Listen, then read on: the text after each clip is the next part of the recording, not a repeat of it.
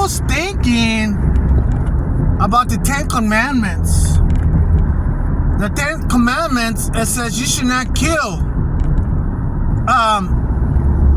Those commandments were given to Moses for the people. But during David's time, there was wars, or before David's time, there were wars.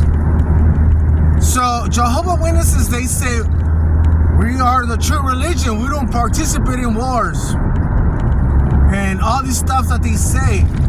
So David and everybody else, the Roman Empire, everybody else, even people of God in the Old Testament, they participated in wars. And the commandments they were still there. They were still there in front of their faces. And there was fights, wars, death. So today, Jehovah's Witnesses, they say they don't participate in wars because there's their true religion, right? So I'm like, wow. I used to believe in that, but not no more. The way how I see things now, it's like, you know, you have to protect your people. And your people, you exercise justice, and you try to do the right thing. And sometimes these other people over here, they will do harm to your people, and it requires retaliation, right? So that's what happened in the Old Testament, retaliation. Not just that, but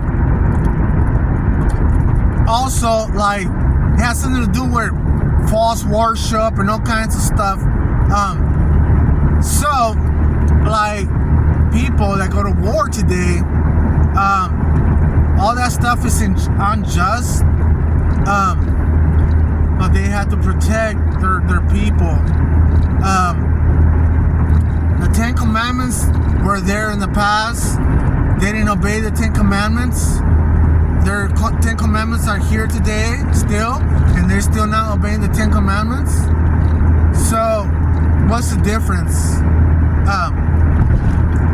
Abstaining yourself from war, like, it's a big plus, but sometimes it's impossible.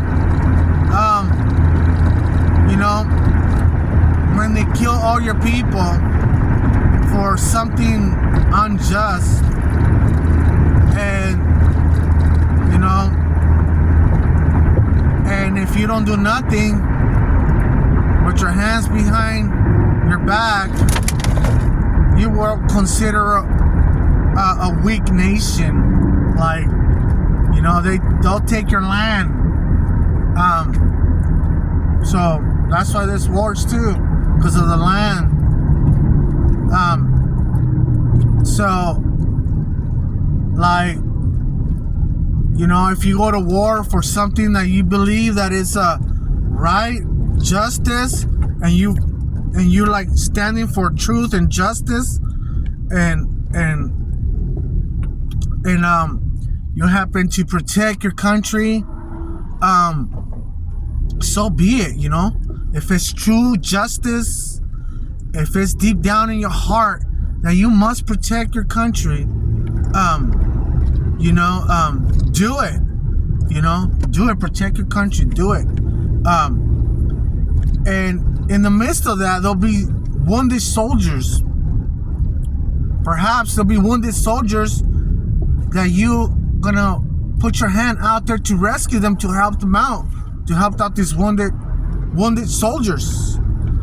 Jehovah Witnesses, they have nothing to say, because they're wounded soldiers, they're spiritual wounded soldiers. They neglect, they ignore, they shun, they all this stuff, you know, and they abstain themselves from all these things, right? So that makes them the true religion? I don't think so. Not at all. Not one bit, you know. Not even, you know. Like the Bible says, if one of them falls, it's better two instead of one. Because the other one will be able to pick up his friend, you know, if the other one falls. So Jehovah Witnesses, they will not pick you up. Don't even, they won't at all, you know. No matter what circumstances you're in a bad situation, you have fallen short or whatever, they